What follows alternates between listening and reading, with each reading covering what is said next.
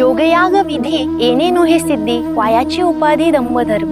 योग याग विधी यामुळे केवळ वायाची उपाधी म्हणजे उपाधी निर्माण होईल आणि लोकांमध्ये तुमच्या मनामध्ये दंभ निर्माण होईल असं माऊली म्हणतात. भावेविन देव न कळे निसंदेह, गुरुविन अनुभव कैसा कळे.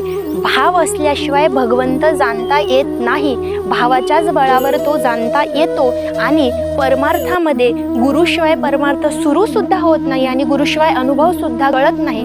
तपेविन दैवत दिधल्याविन प्राप्त, गुजेविन हित कोण सांगे.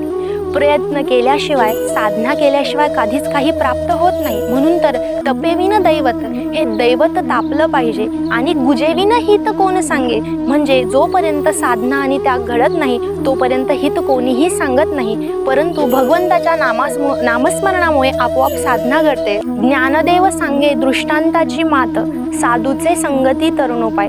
संत ज्ञानेश्वर महाराज एकच दृष्टांत सांगतात की साधूच्या संगतीमध्ये मनुष्य तरुण जाऊ शकतो आणि साधूच्या संगतीमध्येच तरण्याचा एकमेव उपाय आहे. म्हणून ज्ञानदेव म्हणे संगती सज्जनी असं माऊली त्यांच्या एका ओवीमध्ये सुद्धा म्हणतात, त्यांच्या एका अभंगामध्ये सुद्धा सांगतात. म्हणून हरिजप करणे, हरिमुखे म्हणा पुण्याची गणना कोण करी.